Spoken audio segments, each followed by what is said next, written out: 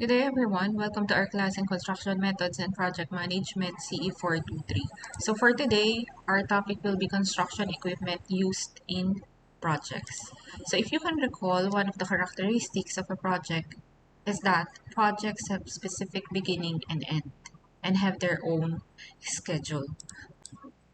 Wherein this schedule is greatly affected by the equipment that we are going to use in a project. For example, if every item of work will be done only by human resources, the time required to finish the project will take a long time. So imagine lifting delivered rebars manually. So dun pa lang, ubos na yung oras ng mga tao mo. Whereas if you are going to use equipment like cranes, so we're going to use a crane to lift the rebars, so it can be done in just less than an hour. So basically, construction equipment used in a project tremendously lessen the time of work. So aside from that, why is it important to look into the construction equipment being utilized in a project? It is for the reason that the choice of the proper type and size of construction equipment frequently influences the amount of time and effort needed as well as the productivity of a project on the job site. Therefore, it is crucial that site managers and construction planners are aware of the key traits of the primary equipment categories that are employed in building the most project. So remember, there are different types and sizes of equipment. Hindi po pwedeng pag nag-request ako ng dump truck sa project ko, stop na ako dun. Dapat magbibigay pa ako ng additional details dun sa ipoprovide sa akin. Kasi possible na ang ipadala sa akin is mini dump truck or yung requirement ko na 10 cubic na dump truck. So as future civil engineers, knowledgeable dapat kayo sa proper type and sizes ng mga construction equipment na applicable or required dun sa mga project ninyo. So let's get to know more about this construction equipment. Construction equipment are commonly categorized as heavy equipment and minor equipment. Yun yung madalas na term na ginagamit natin. Pag sinabi natin na heavy equipment, as shown, ito yung mga example niya. So first, we have the asphalt paver, dump truck, dozer, excavator, loader, vibratory compactor, grader, and crane. Pag sinabi naman natin na minor equipment, so basically sila yung mas maliit na equipment but of great importance pa rin para matapos natin yung project natin on time or mas mabilis. So we have first, itong kulay orange. So that is a bar bender, welding machine, vibrator, bar cutter, itong kulay blue, plate compactor, genset, and of course, a one-bagger mixer. Now, additional information about construction equipment, bago mag-start ang isang government project, meron tayong bidding. That is to determine sinong contractor ba ang gagawa ng isang project. Most of the time, ang idea lang na meron na ang iba is that sino ba ang mga contractor, sino sa mga contractor ang makakapag-provide ng lowest bid. So, kapag nakapag-provide sila ng lowest bid, sa kanila mapupunta or ma-award yung project, right? Pero in reality, hindi lang yon yung consideration. Kasama doon is yung meron bang enough resources ang contractor to finish the project. Diyan papasok yung papel sa bidding na tinatawag natin na minimum plant equipment requirement for the project. Like what is shown here.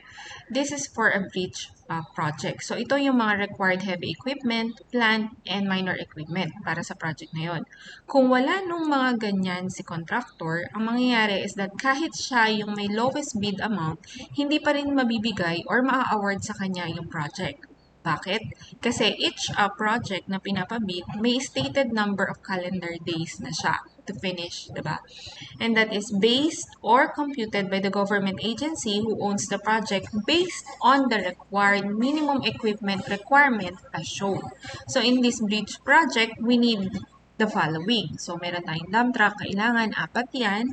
So sabi ko nga earlier kanina, dapat kapag ka nag-request ka ng dump truck, meron kang additional detail like this one. Nakalagay dyan, we need a 10 cubic dump truck. We also need a backhoe. So, stated din dyan na 0.8 cubic dapat yung capacity niya. So, kailangan lang natin isa. We also need payload. We also need a payloader, concrete batching plant, transit mixer, water truck na 1,000 gallons, cargo truck, truck-mounted crane, diesel hammer, trap hammer, crane with bucket, jackhammer, road grader, vibratory roller, air compressor, and a drilling rig. Aside from that, stated din dito yung mga required na minor equipments natin. So, we have a bar cutter, single pace, bar bender, one bagger mixer, concrete vibrator, plate compactor, concrete screeder, genset, cutting outfit, welding machine, and aside from that, we also need a set of materials laboratory apparatus. Now, para mapatunayan naman ni contractor na sa kanya nga yung mga equipment na yan at saka yung mga minor equipment. So, yung mga contractor natin is required to provide proofs of ownership and other supporting documents for equipment owned. Pwede din naman kung wala sila nun, tapos magre-rent sila. So, kailangan lang nila mag-provide ng lease agreements for equipment to be leased. And aside from that, for minor equipment, kadalasan yung resibo na ikaw yung nakabili ng mga equipment na yan. And another additional information, so ano pa yung mga additional documents na nabanggit ko kanina? So that is document that includes the model or year, capacity, performance, or size of the equipment, plate number, motor number, body number, chassis or serial number, chassis serial number, engine serial number, and other information about the equipment to prove na yung mga pagmamayari ng contractor na equipment sumusunod din sa required size or type ng equipment as stated dito sa ating minimum plant equipment requirement for the project. So, na-proceed tayo dun sa mga various equipment. So, let's start with the dump truck. So, a dump truck na tinatawag din dumper or tipper truck sa ibang country. So, ito is used for transporting loose materials such as sand, gravel, or dirt for construction. So, we usually use a dump truck for earthworks. So, a typical dump truck is equipped with an open box bed which is hinged at the rear and equipped with hydraulic pistons to lift the front. So, allowing the materials in the bed to be deposited or dumped on the ground behind the truck at the site of delivery. So, meron tayong iba't ibang uri ng dump truck. So, first we have the standard dump truck as shown, yung photon. Next is we have the semi-trailer and dump truck. Off-road dump trucks. So, ito yan, yung kulay yellow. Next, we have the double and triple trailer, transfer dump truck, side dump truck, and lastly, we have the semi-trailer bottom dump truck. But usually here in the Philippines, ang makikita nyo lang is itong standard dump truck, right? Now, for the off-road dump trucks, off-road dump trucks, so makikita nyo naman yan sa mining industry. So, doon yan madami.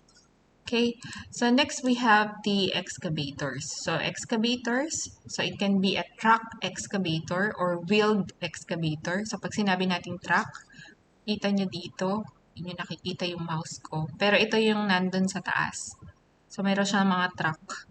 And kapag sinabi naman na wheeled, so ayun, meron siyang gulong dun sa ibaba.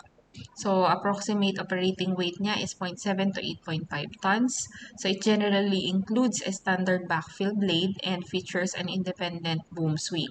So, hydraulic excavators are somewhat different from other construction equipment in that all movement and functions of the machine are accomplished through the transfer of hydraulic fluid. So, a hydraulic fluid acting upon the hydraulic cylinders activates the compact excavator's work, groove, and blade. So the excavator's loop, rotation, that is the rotation, and travel functions are also activated by hydraulic fluid powering hydraulic motors. Now, this backhoe, itong kanyang bucket or yung panghukay niya, napapalitan yan class. So, this one, yun nandito sa baba, that is a breaker. So, ginagamit natin yan kadalasan pang-break na kalsada or for demolishing work. Itong bucket na yan, naaalis yan at po pwede nating palitan ng breaker. So, that's it for excavators. So, hindi lang siya pang-excavate. Pag pinalitan mo yung bucket niya, pwede na siya sa demolishing works. Okay? So, next we have the payloader. So, a loader, bucket loader. It can be a bucket loader, front end loader. Payloader is scoop, shovel, skip loader, or wheel loader. Dami niyang tawag kasi marami siyang uri. Kaya talagang dapat when you request a material, you request an equipment or ask for an equipment, you must be really detailed. Hindi po pwedeng manghingi ka lang, o ipa-request ako dito ng payloader sa project ko. No, you must always be detailed. So, ano ba yung payloader na to? So, it is a heavy equipment machine used in construction to move aside or load materials such as asphalt, demolition debris, dirt, snow, and other countries. So, feed, gravel, logs, raw minerals, recycled materials, rocks, sand, wood chips, and etc. Into or to another type of machinery. So, usually sa mga dump truck, so kapag ka nag-haul tayo ng mga aggregates natin mula sa ilog or dun sa ating stockpile, so loader yung ginagamit natin pang load dun sa ating mga dump truck. So there are times na ginagamit din yan sa mga conveyor belt, feed hopper, or railroad car. So that is the payloader. Aside from that, we also have the concrete transport truck or concrete mixer. So sometimes it is also called as a cement mixer. So, ano ba tong concrete transport truck natin or concrete mixer? So, it is a device or heavy equipment that homogeneously combines cement, aggregate such as sand or gravel, and water to form concrete. So, a typical concrete mixer uses a revolving dump truck.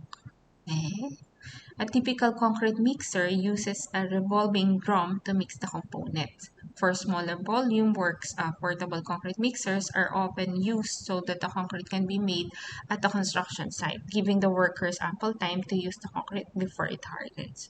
An alternative to a machine mixing concrete is by hand or manual na paghalo. So, ang state kasi dito is ginagamit itong concrete mixer panghalo na, di ba, ng konkreto. But usually, kung meron ka namang batching plant, so ginagamit lang natin yung concrete mixer pang travel ng ating concrete from the batching plant papunta dun sa site. Okay? So, ano ba yung mga parts ng concrete mixer natin? So, basically, we have the discharge chute. So, yung discharge chute na yan, makikita nyo maiksi yan, pero nadadagdagan natin yan. So, meron siya kasama kaagad na extra length for discharge chute. So, ito yung tinatawag natin na hopper. So, dyan inilalaglag yung konkreto natin. Ito naman yung ating rotating mixing drum. So, dyan hinahalo yung ating concrete as we travel. And then, we also have a water tank here. So, yung water tank na yan, so, depende nga kung gagamitin mo ba yung concrete mixer mo as panghalo talaga or pang-travel. Ngayon, kung pang-travel lang naman, madalas ginagamit kasi natin, hindi na yung water dyan sa tank na yan. Ang ginagamit kasi madalas is yellow. So, para pagdating natin dun sa site, yung required amount of water is ma-reach pa rin natin. Okay? So, next, heavy equipment na mahalaga sa site is the water truck. So, water trucks are specialized vehicles designed to hold water in large quantities, safely and efficiently. So, ano ba yung main components ng water truck natin? So, of course, kailangan may water truck siya. Meron siyang rig. So, pag sinabi natin rig, that is the part in which the driver sits while operating the water truck. So, lastly, yung importanteng parte niya, that is the pumping and spraying equipment. So, it is used to direct the water from the tank and disperse it to where it needs to go. So, gumagamit tayo ng water truck. So, siguro una nyo maiisip is that para hindi masyadong maalikabok dun sa site. But basically, so aside from dust control, we also use water truck para sa embankment natin. Para mas madali natin siya ma-flatten using vibratory compactors, and kapag ka-ginrader naman natin siya or iniscarify natin, pinabasa din siya ng tubig para kapag ka nag-embank tayo ng susunod na layer, so syempre parang nagiging paste yung ating lupa. So magkakaroon ng mas magandang bind yung previous layer to the new layer of embankment materials. So next naman, we have the asphalt paver. So that is a piece of construction equipment used to lay asphalt on roads, bridges, parking lots, and other such places. So it lays the asphalt flat and provides minor compaction before it is compacted by a roller. So this is an example of an asphalt paver. So dun sa bungad niya, dun dinadump ng dump truck yung asphalt materials natin. Ngayon, kapag lumabas dito sa ating asphalt paver, yan, flat na nga siya. So, aside from that, na flat siya, konti na lang yung compaction na i-require from a roller. So that's an asphalt paver. Another construction equipment na madalas natin nakikita sa site is the bulldozer. So we also call that as a crawler. So continuous tractor. So it is equipped with a substantial metal plate known as a blade. So yung blade niya, itong nandito sa may harapan. So it is used to push a large quantities of soil, sand, gravel, or other such materials during construction or conversion of work, and typically equipped at the rear with a claw-like device known as reaper. So itong nasa likod, tawag yan na reaper. So ito din yung ginagamit pang scarify ng embankment natin. So ini-scarify nga yan para mag-loose ulit yung isang layer ng road natin or layer na embankment para kapag tinambak yung susunod na layer, mas maganda yung bind nilang dalawa. So, kadalasan yung bulldozer, ginagamit natin yan kapag ang activity natin is clearing and grubbing and yun nga sa embankment. Another one is the grader. So, from the name itself, ginagamit natin yan pang grade ng ating mga embankment materials. So, ginagamit din siya kadalasan sa activities like clearing and grubbing and embankment.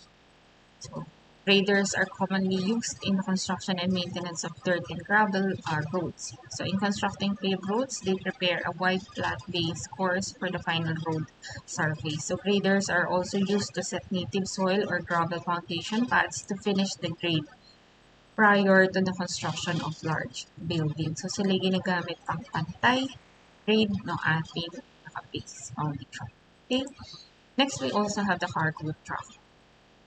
So, stadium water truck. But cargo trucks are equipment we need in a construction project. Basically, para sa delivery ng mga gamit natin, delivery ng mga construction materials. So, pag sinabi natin cargo truck, pwedeng elf like this one or close like this one. So, aside from cargo truck, nagagamit natin din yung low bed. So, that is a truck. Ang kinakarga naman nun is yung mga heavy equipments natin. So, tina-travel mula dun sa, halimbawa, yarda yung ating construction company papunta dun sa site. So, iba yung itsura ng low bed, iba yung itsura ng cargo truck. So, pag sinabi natin low bed, ang kinakarga nun is mga heavy equipments. Kapag sinabi naman natin na cargo truck, so pwede dyan yung mga minor equipments natin and other construction materials. Another important construction equipment is yung tinatawag natin na crane. So, this is a type of machine generally equipped with hoist, wire ropes or chains, and sheaves that can be used both to lift and lower materials and to move them horizontally. It is mainly used for lifting heavy things like rebars and transporting them to other places. So, kagaya niyan, nililift niya is girder or beams for a building. So, yun yung uses ng crane natin. So, napakahalaga niya talaga sa site kasi meron tayong mga materials or parts ng structure natin na hindi basta-basta nalilift ng mga tao lang. So, kailangan talaga natin ng crane. And these crane have different types. So, first, we have the tower crane. So, usually, nakikita nyo to sa mga buildings. So, same dun sa purpose ng nabanggit ko kanina. So, ginagamit siya pang lift ng mga gamit natin. So, from ground up to the highest floor kung saan ka na mayroong activity. So, nalilift yan per floor. Itataas natin yan. Na isi-swing din natin. Okay? So, aside from that, we also have the mobile crane. So, ano ba yung kaibahan niya dun sa tower crane kanina? So, yung tower crane natin kanina, fixed lang siya sa isang lugar. And then, yung arm niya, yun lang yung naiikot natin. But itong mobile crane natin, as shown, meron siyang gulong. So, pwede siyang pumunta kahit saang lugar. Next, we have the overhead crane. So, itong overhead crane natin, fixed din yan. So, ang movable lang sa kanya is this one. Itong pinaka-panlip niya. So, namumove lang yan horizontally. So, possible din naman na ang overhead crane natin is makapag-move. Kadalasan kasi, yung mga overhead crane natin, yung base na to, yung part na yan is meron siyang track. kagaya ng sa mga trains, kagaya na to. So, nang-move din siya forward, backward, but on that specific place lang siya. So, ang purpose lang din naman ng overhead crane is next, we have the drilling rig. So, it is a machine that creates holes in the Earth's subsurface. So, pag binasa nyo to, in-explain lang dyan na um, kadalasan ginagamit natin drilling rigs for oil. But basically, for construction of project, we use drilling rigs para makuha natin yung soil profile natin. So, once makuha natin soil profile natin, design na natin kung ano ba yung right na foundation or pile na kailangan natin dun sa ating specific na project. So, ito na nga, yung last na heavy equipment na kadalasan required dun sa ating mga project, that is a pile driver. So, it is a mechanical device that is used to drive piles or poles into the soil to provide foundation support for buildings or other structure. So, the term is also used in reference to members of the construction crew that works with pile driving rigs. So, one traditional type of pile driver includes a heavy weight placed between guides so that it is able to freely slide up and down in a single line. So, it is placed upon a pile, so the weight is raised, which may involve the use of hydraulics, steam diesel, or manual labor. So, when the weight reaches its highest point, it is then released and smashes on the pile in order to drive in into the ground. So, parang mag-video siya. Right? So, ayan, makikita ninyo dito sa may presentation natin. So, for example, ito yung file natin. So, ito yung weight. So, yan, ililift yan dun sa highest, tapos biglang ibabagsak. So, ang mangyayari, lulubog yung file natin until ma-reach nyo to. So, in actual, ito yung example natin. Ito yung pang-hammer niya. Ito yung mga ito yung pang-hammer niya sa taas. And then, ito yung mga inilulubog niya na mga files. So, that's all for the construction equipment. Heavy construction equipment. So, next we have the minor equipment. So, even termed as a minor equipment. So, major yung naitutulong nila sa construction projects para mas mapabilis din yung trabaho natin. So, first is we have the bar bender, itong kulay orange, and the bar cutter, itong kulay blue. So, para mas mapabilis din yung paggamit natin ng mga ganitong equipment, kailangan din naman natin mag-set up. Like this one, ay naka-set up na napatungan ng mga bakal para hihila-hilahin na lang natin dyan.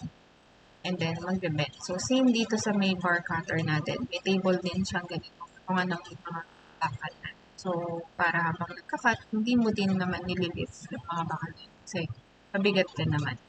Okay.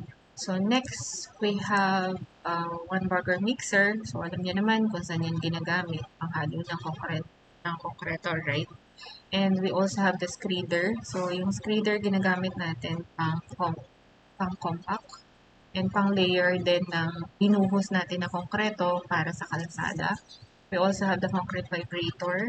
So, basically, ginagamit natin yung concrete vibrator kahit sa kalsada, sa structural concrete, para mawala yung mga air voids. Okay? And then, maiwasan natin yung honeycomb or pag-settle din ng mga coarse aggregates natin, malalaking sizes ng aggregates natin dun sa bottom para ma-equally distributed din siya.